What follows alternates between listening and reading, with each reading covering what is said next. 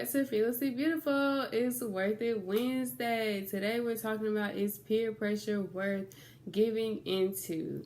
I don't believe it is. Peer pressure can be difficult when all your friends are doing something and you may not agree with it, but you want to fit in, so you feel like, well, maybe I should just try it this one time because I don't want to be the one that's different. But I want to let you guys know that it's okay to be different, and people are looking for someone to be different. People are looking for someone to set the trend. People are looking for someone to be a leader. Like, people are looking for answers, especially in what everyone is going through, what the pandemic is going through.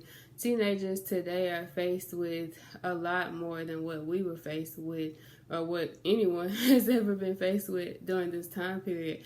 And so they're looking for an outlet, and they're looking for a way to release stress or anxiety or whatever they may be feeling.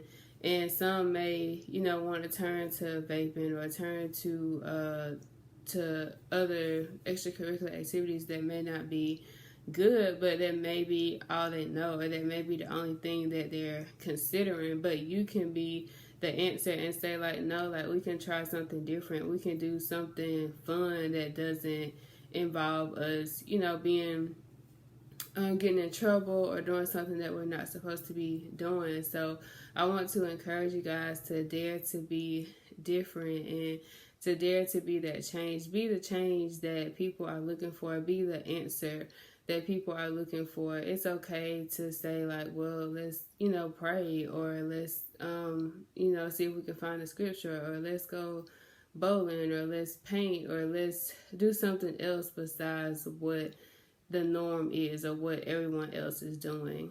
And just some tips to help you, like, overcome peer pressure. Think about the long-term effects of what that one decision that you're making may cost you. So will it cost you getting in trouble? Will it cost your reputation? Because you are who you hang around. And whether you realize it or not, even if you are not, say for instance, if someone is like, I don't know, the first thing that came to my mind was robbing a bank. So if someone is like, well, let's just say stealing. Let's not go that extreme. Okay. So let's say your friends say they want to steal something from the store, and you're not stealing, but you are with them. And so you can still get in trouble because of association, because you're with them. And so just be mindful of your choices, and your choices don't only affect your present moment, but they affect your future. And just be mindful also when you're at school, who you're hanging around, because you are a reflection of who you hang around. And so if your friends are, talking in class and constantly being disruptive, and picking on people or doing different things that's disruptive, and even though you may not be doing exactly what they're doing, but because you're with that group, then your teacher will automatically think that you do the same thing that they're doing because you are, hanging around with them.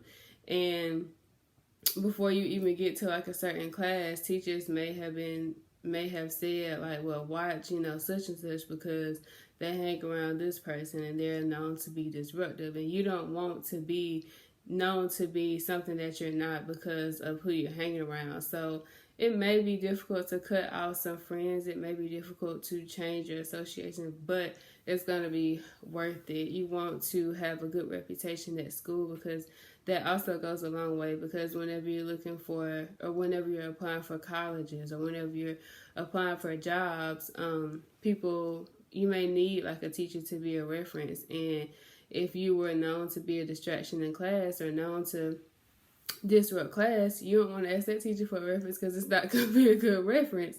And so you want to make sure that you're reflecting good integrity and good morals and values when you are at school, when you're at work, when you're at church, or wherever you are. So just be mindful of your choices. And then I guess number 2 was be mindful of your friends and your association. And number 3 is don't be afraid to stand out. I think it's 1 Peter 2:9 says that we are a chosen generation and a royal priesthood, and a holy nation. And so we're made to be different. We're made to stand out. We're made to be the light.